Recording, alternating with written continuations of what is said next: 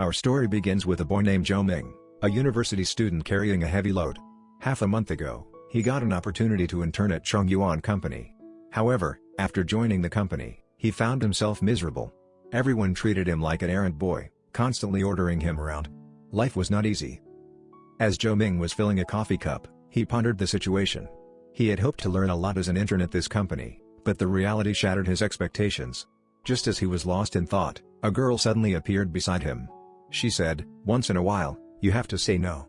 Otherwise, everyone will treat you like a slave, you know?" Zhou Ming looked at her and gratefully replied, "Got it, Senior Su." He recognized her as Su Ruoqing, a higher-up at the company and his senior sister from university. She had been looking after him during his internship. While lost in his thoughts, Zhou Ming accidentally burned his hand with the coffee and spilled it on his jeans.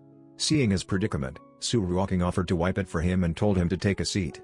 As she started wiping the jeans, she noticed his embarrassment and said, "Ming, are you embarrassed? This sister is not a stranger to you, okay?"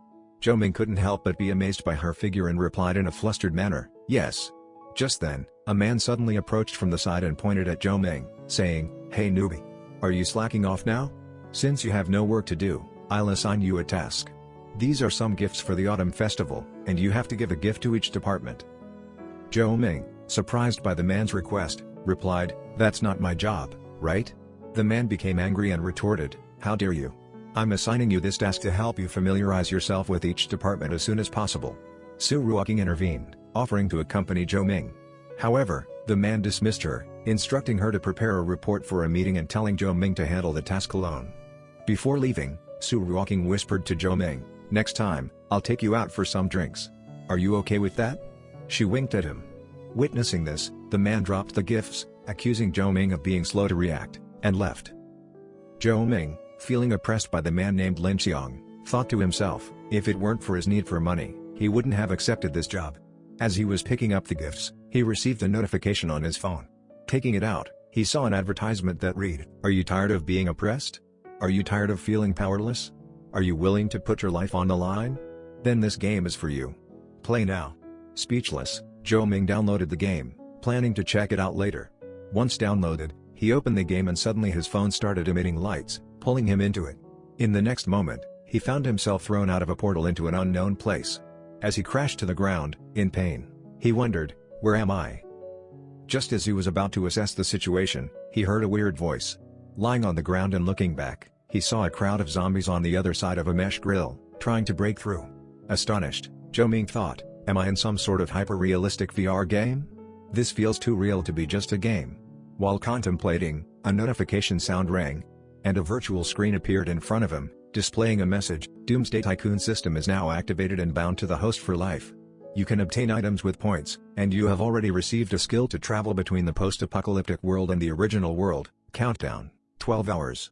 Observing the virtual screen and the message, Zhou Ming felt overwhelmed and began fantasizing about the future and becoming the richest and most powerful person in the world. As he indulged in his fantasies, the mesh grill in front of him broke down, and the zombies started swarming in. Panicked, Zhou Ming grabbed the gift and started running, shouting for help. Suddenly, a girl appeared and threw a grenade at the zombies, urging Zhou Ming to take cover. The zombies exploded behind her, saving Zhou Ming's life. Grateful, he thanked the girl for rescuing him. She replied, "It's no big deal. I'm a corpse hunter after all. It's my job to prevent them from breaking in."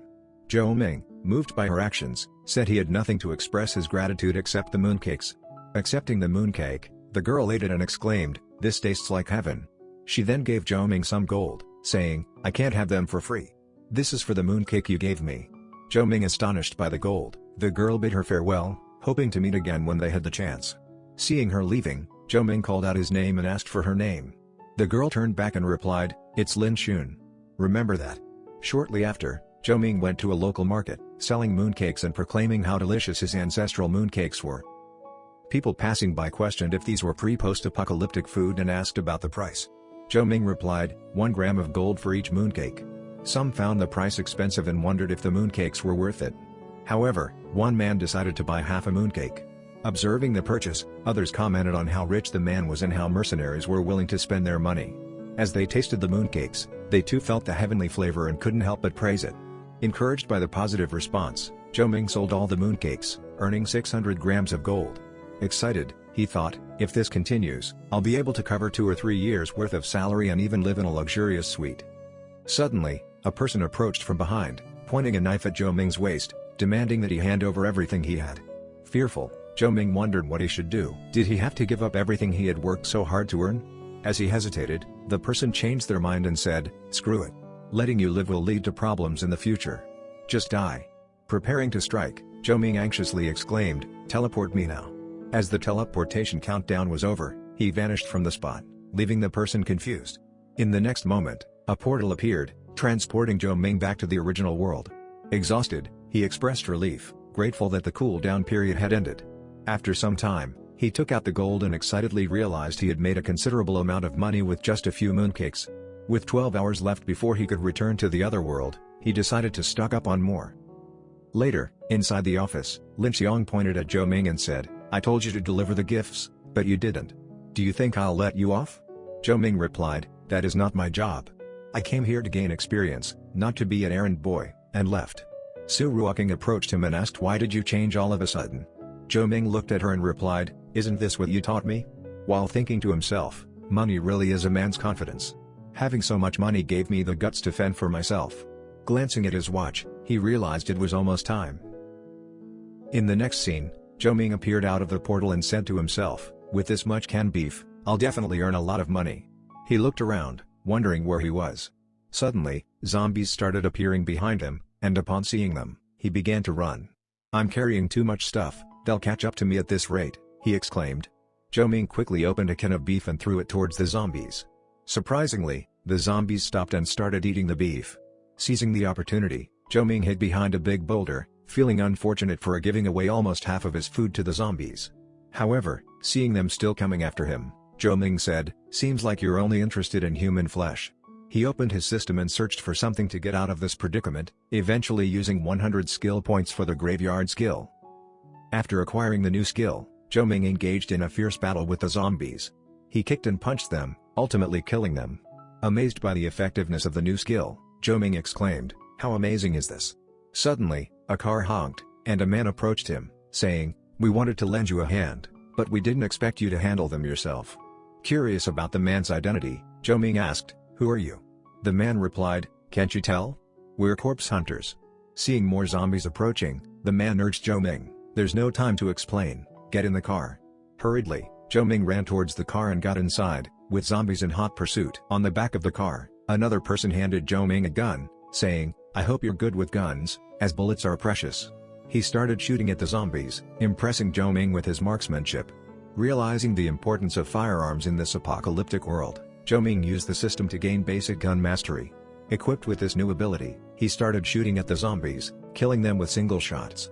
Suddenly, a tougher and more agile zombie, a second-class zombie, appeared. The zombie jumped and grabbed the person's neck, slamming him against the ground. Reacting quickly, Zhou Ming kicked the monster and shot inside its mouth, killing it. After defeating the second-class zombie, both men approached Zhou Ming, amazed by his strength. Zhou Ming modestly replied, "You saved my life, so of course I couldn't let you die." One of the men approached a dead zombie and extracted a crystal from its head. Intrigued, Zhou Ming asked, "What is that thing?" The other person explained, "These crystals are formed by the zombies and are ranked from 1 to 9. This one is a second-class zombie's core." He handed the crystal to Zhou Ming, saying, "Take it as my way of repaying you for saving my life." Zhou Ming hesitated, questioning whether such an expensive item could be given to him. The man reassured him, "You saved my life, you deserve it." Moved by the gesture, Zhou Ming thought to himself that being a hunter was not only dangerous but also profitable. The captain patted his shoulder and asked, "You have great marksmanship and skills. Do you want to join our corpse hunter group?" Zhou Ming replied that he would think about it, feeling sorry for his indecisiveness. The captain accepted his answer and said, "If you don't want to, then I won't force you. Come on, let's go to the nearest military camp." Everyone boarded the car, and while on the way, Zhou Ming looked at the second-class crystal in his hands, feeling that something significant would happen with it. Suddenly, the system detected the second-class core and asked if Zhou Ming wanted to convert it into points. Surprised by this possibility, Zhou Ming exchanged the crystal for points. He felt excited when 100 points were added for a single second-class core, thinking he had hit the jackpot. The system then asked if he wanted to purchase additional storage space, as it seemed he was carrying a lot of luggage. Each cubic meter of space required 100 points. Zhou Ming was momentarily surprised but decided to purchase it, realizing he wouldn't have to carry heavy things around anymore. After a while, they passed through a refugee camp, where people begged for food in shabby clothes. Zhou Ming truly felt the grim nature of the apocalyptic world, a wasteland filled with deadly creatures and desperate individuals. They eventually reached the central zone, where Zhou Ming thanked his companions for helping him gain entry. They bid each other farewell, promising to meet again. After their departure, Zhou Ming took out a canned beef from the storage space, contemplating exchanging it for a significant amount of gold and living a luxurious life in the future. Zhou Ming wandered inside the central zone, observing people buying and selling various items. He thought to himself that even if the world ended, common things could still fetch quite a price. Suddenly, a man appeared in front of him, holding a gun, and said, "Hold on a second, little brother. You look quite rich. What do you think about my gun?"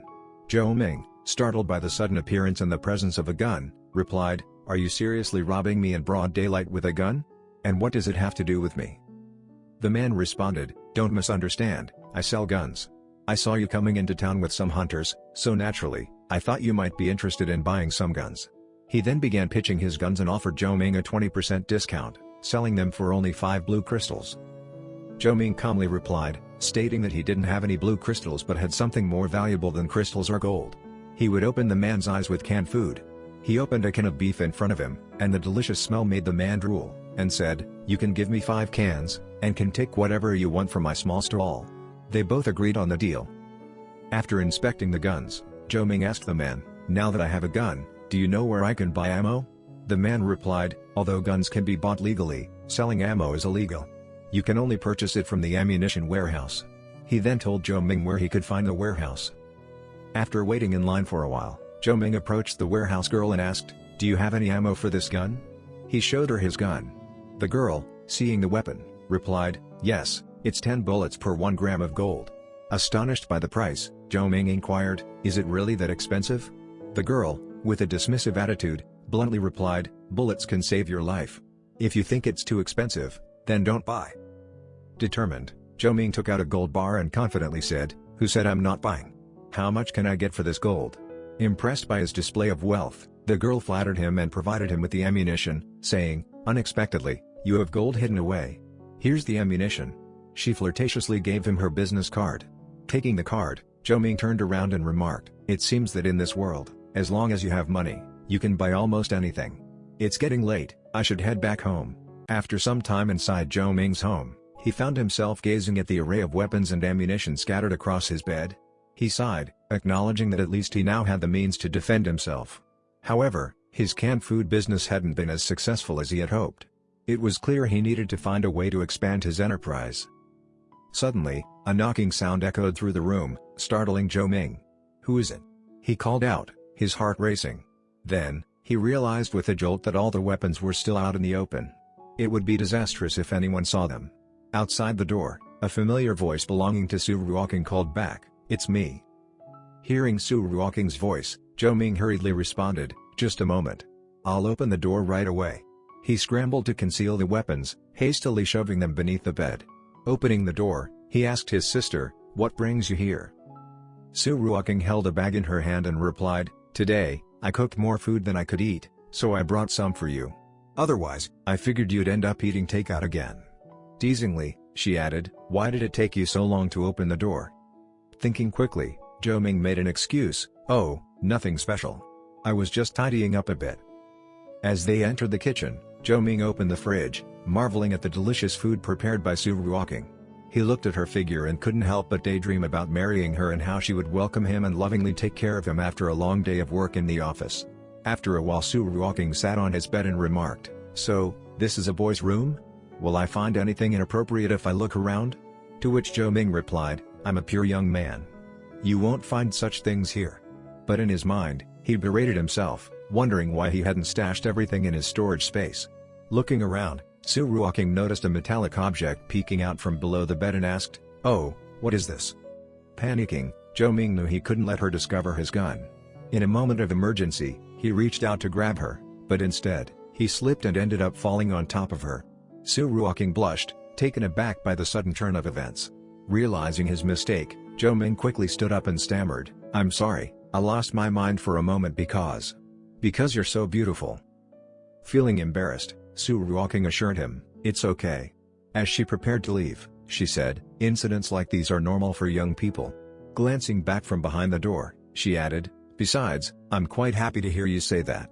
And left the room. Ruefully rubbing his head, Zhou Ming said to himself with a happy smile, "It's hard to believe this actually happened." However, he swiftly composed himself, realizing it wasn't the right time to dwell on such matters. He needed to prepare before crossing over to the other world again. Out on the streets, Zhou Ming pondered over his business strategy. Selling canned food in large quantities would undoubtedly attract unwanted attention and suspicion. He needed something easy to sell that wouldn't raise eyebrows. Lost in thought, he came across a person selling cheap potatoes. Inspiration struck him. Although the profit might not be as high, the demand for food was always significant. Selling potatoes wouldn't draw unnecessary attention, providing a perfect cover for his activities. Approaching the seller, Zhou Ming inquired about the price. The seller, who hadn't made any sales that year, offered him a 20% discount. Excitedly agreeing to the offer, Zhou Ming requested the seller to deliver the potatoes to his doorstep. The seller happily accepted. After a while, as Zhou Ming stared at the enormous mound of potatoes in his home, he felt a sense of overwhelm. He realized he should have calculated the quantity before making the purchase. "This is way too much," he exclaimed. In the next scene, Zhou Ming found himself strolling through the bustling marketplace in the apocalyptic world. As he wandered, he came across a blacksmith hard at work, forging weapons. Intrigued, he approached the blacksmith, who proudly exclaimed, "Come take a look. All the weapons here are handmade, perfect for zombie hunters." Observing the blacksmith expertly shaping the metal, Zhou Ming couldn't help but ask, "Sir, in a world where guns exist, who would still use traditional weapons like the ones you make?" The blacksmith chuckled and replied, "Boy, you seem like a newbie. While guns are effective, they make a lot of noise, attracting hordes of zombies. They also require regular maintenance and ammunition. The best zombie hunters rely on traditional methods." Zhou Ming's eyes widened as he suddenly grasped the importance of conventional weapons. He also realized he could learn their usage through the system or protect himself if he acquired them. Picking up a weapon, he asked the blacksmith, "How do you sell your weapons? Do you accept gold or crystals?" The blacksmith shook his head and said, "I only accept food as payment, nothing else." Taking out 2 potatoes, Zhou Ming hesitantly offered them as payment, assuming the blacksmith wouldn't be interested in such ordinary food. To his surprise, the blacksmith's eyes lit up with joy. He eagerly exclaimed, "Such fullness! The peel has a golden hue, and the smell is simply amazing. I haven't seen such high-quality potatoes in a long time." With great excitement, the blacksmith accepted the potatoes as payment for his finest work, the zombie slicer, a knife embedded with crystals that dealt significant damage to zombies. Handing Zhou Ming a sword, the blacksmith introduced it, saying, "This knife is called the zombie slicer. The more crystals it absorbs from the zombies it strikes, the better it becomes." Zhou Ming marveled at his good fortune, acquiring such a formidable weapon in exchange for a couple of potatoes. He then spent 100 points to obtain elementary sword mastery, eager to learn and master its usage. After a while, as Zhou Ming walked through the forest outside the marketplace, he suddenly sensed the presence of 2 lurking zombies. Reacting swiftly, he unsheathed his sword and remarked, "Even zombies are attempting to ambush me." With a swift stroke, he cut through the zombies, causing his sword to absorb their blood. Gazing at his weapon, Zhou Ming commented, "It has truly become better.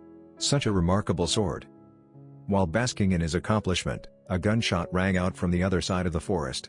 A red-haired girl, frustrated, had just shot a zombie and muttered in disappointment, "The crystals these level 1 zombies produce aren't even enough for me to buy ammo." Just as she spoke, another zombie lunged at her. Observing the approaching threat, the red-haired girl sighed, "A level 2 zombie? Looks like I'll make some money today." Pointing her gun at the zombie, she fired multiple rounds, only to find it unfazed. The girl thought to herself, "It's still not dead? This gun has too little gunpowder." As she reached for a magazine, the zombie seized her hand with its long tongue, causing her to drop the magazine in the process. Gripped with fear for the first time, she cried out for help, helpless against the zombie's invasive tongue. Suddenly, Zhou Ming appeared from the side, wielding his sword and swiftly slicing through the zombie's tongue. Seizing the opportunity, he attempted to finish off the zombie in one strike, but to his surprise, the creature quickly regenerated its tongue and emitted a screech. It grabbed Zhou Ming's sword with its tongue and flung it away, laughing menacingly. Just then, bullets pierced through the zombie, as Zhou Ming, now holding a gun, taunted mockingly, "Surprised? I have a gun too." Extracting a crystal from the zombie's head, Zhou Ming remarked. Not bad, a level 2 zombie. I guess I didn't waste my bullets. His attention turned to the red-haired girl, and he asked, "Hey, are you okay?" Examining her closely, Zhou Ming noticed that the zombie's poison had corroded her entire body, requiring immediate cleansing. They made their way to a nearby river, and when the girl regained consciousness, she found herself with her upper body exposed, wearing only a shirt. Confused and shocked, she exclaimed, "How did it come to this?" At that moment, Zhou Ming approached, shirtless, and introduced himself. The girl, filled with anger, hurled a stone at him, demanding to know what he had done to her. Catching the stone, Zhou Ming felt embarrassed and explained, "Your body was completely covered in poison from the zombie. If I hadn't helped you wash it off, you'd be dead by now." Covering her face, the girl inquired, "So, you touched my entire body?" With a hint of shyness, Zhou Ming reassured her, "Don't worry, only your upper half." Feeling wronged, the girl grumbled in her thoughts, "DCH, he's seen me naked." Witnessing her distress, Zhou Ming offered her 2 potatoes as compensation. Angrily, she retorted, "Is my body only worth 2 potatoes?" Taking a bite, however, she joyously exclaimed, "These are tasty." Observing her delight, Zhou Ming presented a sauce packet and suggested, "Why eat them plain when you can enhance the taste? Here, add some sauce." Doubtful, the girl asked, "Isn't sauce non-existent since the apocalypse? I heard it ran out instantly because it tasted so good. I never thought I'd taste it one day." With a bite, she savored its deliciousness. Hearing her words, Zhou Ming fell into deep thought. She was right. Since the apocalypse, all manufacturing companies had ceased operations, making sauce a rare and valuable commodity. This realization sparked an idea in Zhou Ming's mind, a way to make money. Just then, the girl asked if she could buy the remaining sauce from him. Perplexed, Zhou Ming gave her a bottle, assuring her that she could have it all. Suspicious of his generosity, the girl wondered who he really was. After all, one bottle of sauce was worth at least 10 pieces of gold, yet he had given it away so easily. With a mischievous smile, Zhou Ming asked if she wanted to continue enjoying such good food in the future. Excitedly, she replied, but expressed her inability to afford it. Grabbing her shoulder, Zhou Ming grinned and said, "You can use other things to exchange, like your body." Feeling shy and confused, she pushed Zhou Ming away. While trying to conceal her chest with her hands, she declared loudly, "I won't sell my body for food and money. I still..." Attempting to ease the situation, Zhou Ming interjected, "You misunderstood me. What I meant was for you to work for me. If you work for me, I'll provide you with food and equipment." Grabbing his collar and shaking him, the girl sternly warned him not to speak in such a weird way. While trying to conceal her chest with her hands, she exclaimed, "I agree to your terms, but I'll only work for you. I won't do anything else." Zhou Ming assured her, while inwardly, he couldn't help but imagine other services she might offer him. After a while, as Zhou Ming and the girl continued their journey through the forest, he remarked, "It seems that near the marketplace, there are only low-level zombies." The girl, now in a new outfit, explained, "There are a total of 9 levels for zombies, but recently, there has been a significant increase in level 3 zombies." Confused, Zhou Ming asked, "But I've only heard of 8 levels of zombies. How is there a 9th? The girl replied, "The 9th level is considered a special kind of zombie. Their strength can vary, ranging from weak like level 1 zombies to powerful enough to overpower level 8 zombies." Suddenly, a foul smell wafted through the air, causing Zhou Ming to wrinkle his nose. Observing his expression, the girl said, "Since water is scarce, it's normal for people not to shower for a week or 2. You'll get used to it." Zhou Ming couldn't help but ask, "So, you also haven't showered for a week or 2? Blushing, the girl quickly replied, "Of course not. I frequently go to the river to shower." Zhou Ming chuckled, saying he was joking. From the side, a silver-haired girl wearing glasses called out to Shunuo, referring to the red-haired girl as Shunuo. She exclaimed, "You're back. Come take a look at what I made." Running toward her, Shunuo asked, "Did the people from the Starving Wolf gang come to cause trouble today?" The silver-haired girl replied, "There's nothing valuable left here for them to take anyway." As she spoke, Zhou Ming noticed her fainting and quickly caught her, gently laying her on the ground. Concerned, he asked if she was okay. Weakly, she replied, "I'm so hungry." Responding to her plea, Zhou Ming handed her a potato to eat. As she devoured it, her eyes lit up with gratitude. Curious, Zhou Ming inquired about the girl's identity. Shu Nuo explained, "I think she's a neighbor." Licking her lips, the girl introduced herself as Wen Wen, a programmer. Shu Nuo scoffed, remarking that there was no functioning internet in their world anymore, rendering Wen Wen's programming skills useless. Sulking, Wen Wen admitted, You're right. No matter how good my programming skills are, they probably wouldn't even be worth a few potatoes." From the side, Zhou Ming encouraged her to continue pursuing her programming, expressing his interest and potential willingness to purchase her work. He pondered the advanced technology present in this post-apocalyptic era, recognizing the hidden talents and potential business opportunities that could arise. Wen then produced a USB drive, explaining that it contained all the data she had collected over the years for her program, the End of the World Encyclopedia. It encompassed information about monsters, geography, resource-related issues, and even offered data analysis capabilities. Intrigued by the program's potential, Zhou Ming asked if it was truly as powerful as she claimed. Clutching the USB drive affectionately, Wen sighed, admitting that it was still a semi-finished product. To complete the full version, she would require more time and additional manpower. Resigned, she agreed with Xu Nuo's suggestion that she should give up on her dream and become a corpse hunter. Taking hold of Wen's shoulders, Zhou Ming proposed a deal. If he provided her with food and ensured her safety, could she find others to assist her in completing the project? Eagerly seizing the opportunity, Wen replied, "Of course. I know some other programmers. As long as you can provide food, all the research results will be yours." And they struck a deal, sealing their agreement. Observing the scene unfold, Xu Nuo snorted and remarked, "If I had all that food, I could also find plenty of helpers and form a hunter's clan." Excited by the prospect, Zhou Ming exclaimed, "That's exactly what I was thinking. If you can gather enough people to join our clan, you'll have access to food, complete equipment, and even the opportunity to become the leader." Xu Nuo's eyes sparkled with excitement, and she couldn't contain her joy as she hugged Zhou Ming, exclaiming how amazing he was. Determined, while leaving she declared, "Just wait, I'll return with people as soon as possible." Half an hour later, Xu Nuo returned with a group of people. Zhou Ming glanced at them and asked, "Are these all the corpse hunters you found?" Xu Nuo patted her chest proudly and replied, "They're all incredibly skilled.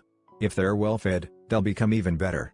Zhou Ming took out a large quantity of potatoes and declared, "I come from a faraway place, and I never lie. If you help me, we're brothers. You'll be fed, and the more you work, the more food you'll receive." Whispering among themselves, one of the hunters skeptically remarked, "It sounds nice, but once they encounter zombies, they'll be so scared that they'll probably soil their pants."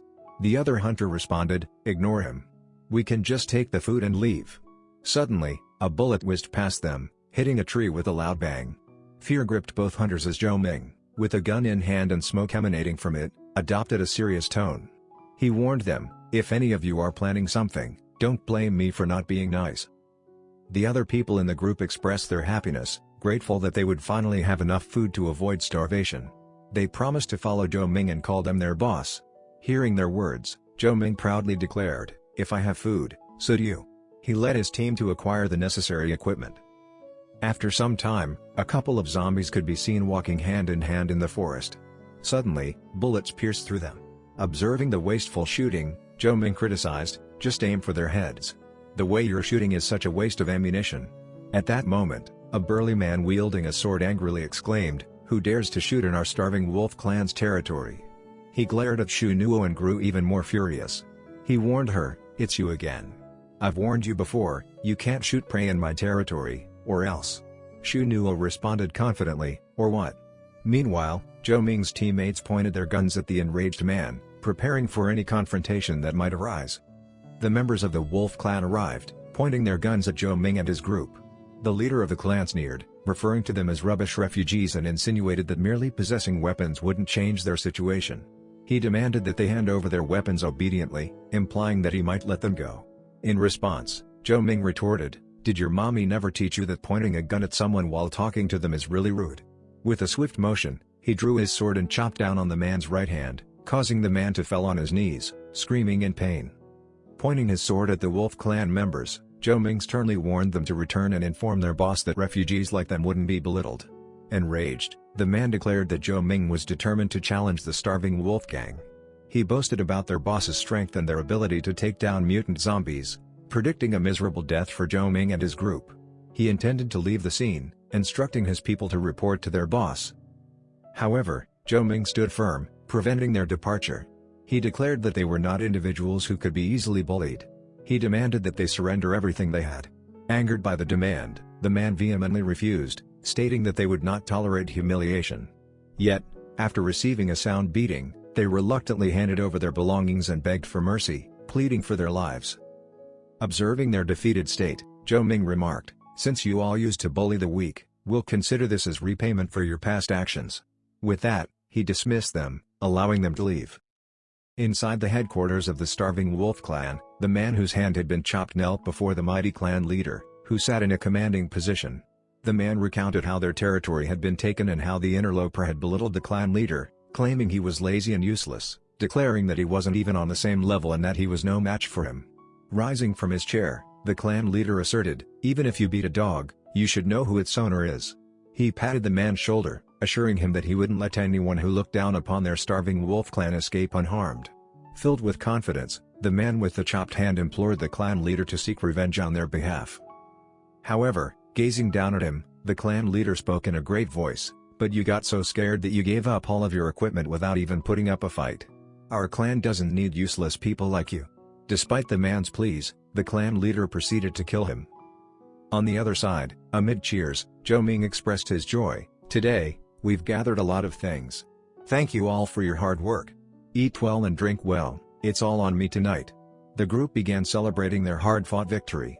The next morning, as Zhou Ming woke up, he groaned with a headache, realizing he must have consumed a considerable amount of alcohol the previous night. Suddenly, he felt a hand on him, only to discover that it was Shu Nuo murmuring in her sleep, mumbling, "One more, let's continue."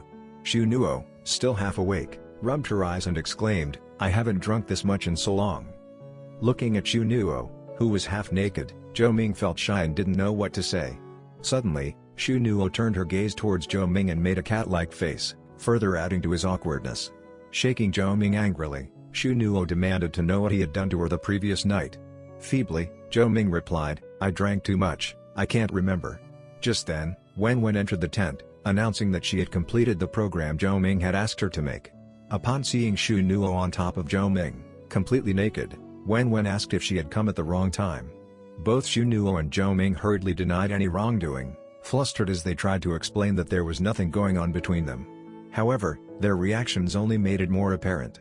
Seeing their embarrassment, Wen smiled and reassured them, saying that she knew they were both heavily intoxicated and that there was only one bed in the tent, so she had simply put them together. Standing up while covering her chest, Shu Nuo asked shyly why they weren't wearing any clothes. Wen shrugged and replied, "You two were puking everywhere, so of course she had to take them off." Pinching Wen's cheeks, Shu Nuo said, "You could have left my bra on. I knew you were doing it on purpose." Feeling apologetic, Wen apologized for her actions. After a while, Wen proudly handed Zhou Ming a USB drive, saying that it contained the program he had requested. She remarked that it was practical and easy to use, even for a dummy. Hearing her comment, Zhou Ming jokingly responded, "Are you saying that I'm a dummy? I do no basic programming, you know." Smiling, Wen clarified, "I never said that," and then asked, "But in the end of the world, what use is it?" Confidently, Zhou Ming took the USB drive and replied, "Don't worry, I have a superpower." In the next moment, back in the real world inside the office, Zhou Ming's superior, Lin Xiang, gave him an order and sent him a document, warning him to complete it before leaving the office, or else it would be deducted from his bonus. Irritated by Lin Xiang, Zhou Ming simply responded with, "I know." As Lin Xiang left the office, feeling superior, two soft and large balls suddenly appeared on Zhou Ming's head, momentarily blanking his mind. It turned out to be Su Ruoqing, who asked with her soft balls resting on him, "Isn't this workload too much?" She offered to help him, mentioning that lately the company had been investing heavily in a new game, resulting in a crazy workload. Shyly, Zhou Ming replied, "No need, I can do it myself." As Su Ruoqing left, she told him that if he needed any assistance, he could ask her anytime.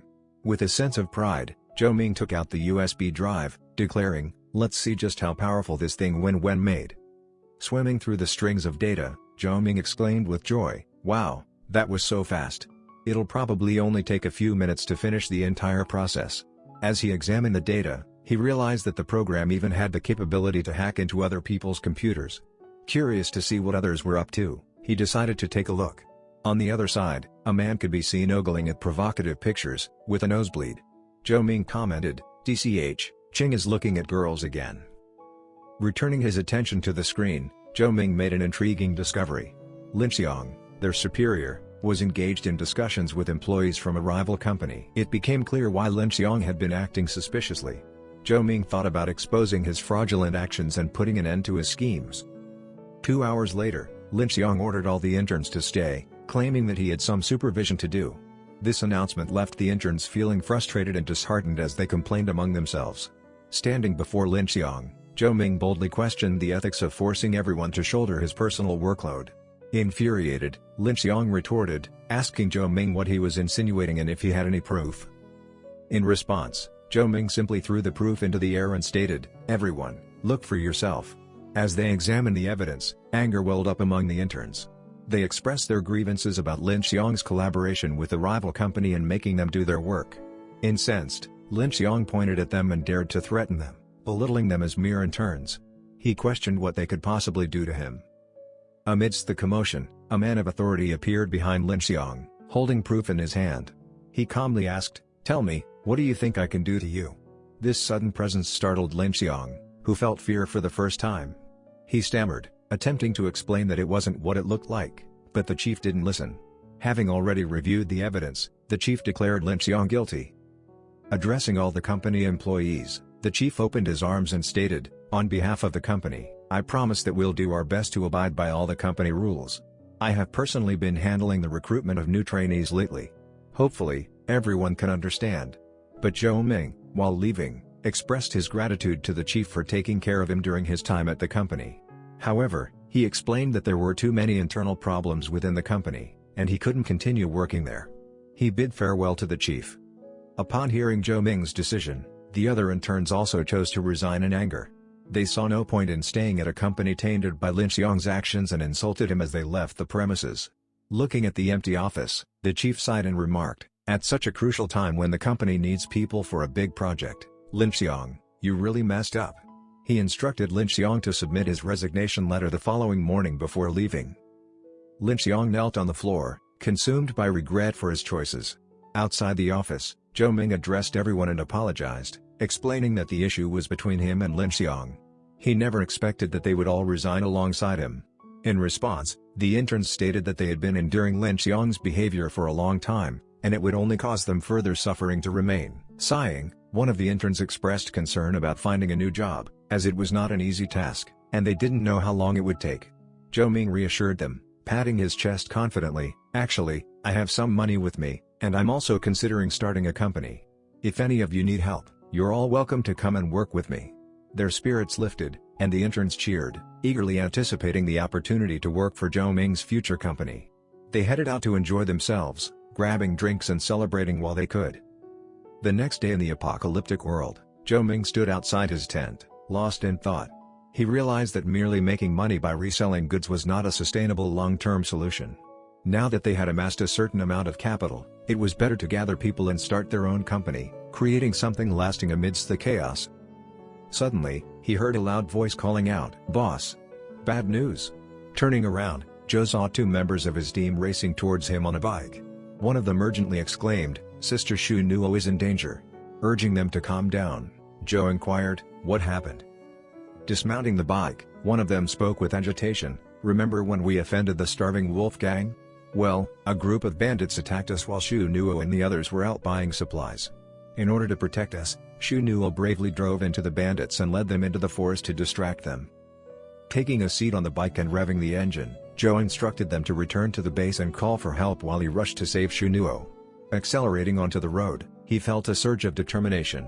The starving wolf gang is truly infuriating, he thought. He never expected them to strike when he was absent. "Hold on, Shu Nuo. I'm coming," he exclaimed as he sped towards the forest. On the other side, a car could be seen maneuvering through the dense forest, pursued by a group of bikers. One of them jeered, "This is our territory. You think you can escape? Dream on." Inside the car, Shu Nuo seethed with anger. "This can't be real," she muttered to herself. Suddenly, the bikers swarmed the car, forcing it to a stop. "Hey there, pretty lady. Where do you think you're going?" One of the bikers taunted, brandishing their weapons. Another smirked and suggested, "Let's take her back to her boss." Just as tension filled the air, an explosion erupted behind the bikers, leaving them startled and fearful. One of them nervously questioned, "Did the car just explode?" Confusion hung in the air as something struck one of their heads. Desperately searching for the source, the remaining biker trembled, pointing and stammering, "That's not a toy. It's..." Before he could finish his sentence, a bomb detonated on his head, showering the area with grisly remains. From the side emerged a cute little girl with beautiful silver hair, her name Tina. With an adorable smile, she cheerfully addressed the bandits, "How could you guys bully a girl like that?" She made a scary face while holding a cute bomb in her hand. She threw it towards them, exclaiming, "I absolutely love exploding bad guys like you the most." The bomb detonated, scattering the dismembered bodies of the bandits through the air. Brimming with delight, Tina gleefully expressed, "When fighting against bad guys, you must always use extremely big firepower." Stepping out of the car, Shunuo couldn't contain her joy. "Tina, it's you," she exclaimed, rushing towards her. Tina, equally thrilled, grabbed Shunuo's arm and exclaimed, "I was just passing by, blowing up a bunch of zombies, and who would have thought I'd stumble upon you here?" Concerned, she asked, "Are you okay?" Overwhelmed with relief, Shunuo replied, "I finally managed to escape." Grateful tears welled up in her eyes as she thanked Tina for saving her life. The two embraced each other tightly, a heartwarming moment of pure happiness amidst the harsh realities of their apocalyptic world. Emerging from behind a tree, a shadowy figure made itself known. "I never expected you to possess such power after awakening," the figure remarked with surprise. In that desolate place, encountering another awakened individual was beyond their expectations. Stepping out of the shadows, the figure revealed himself to be none other than the clan leader of the Starving Wolf clan. "It appears that the world is truly small," he mused, contemplating the unexpected meeting. And this is how the third part of this manhwa ends. Well, guys, if you liked this video and want a part 4, comment below with the word part 4. Also, in the future, I'll be bringing more and more exciting videos. Please subscribe to the channel, ring the bell, hit the like button, and stay tuned until the next video.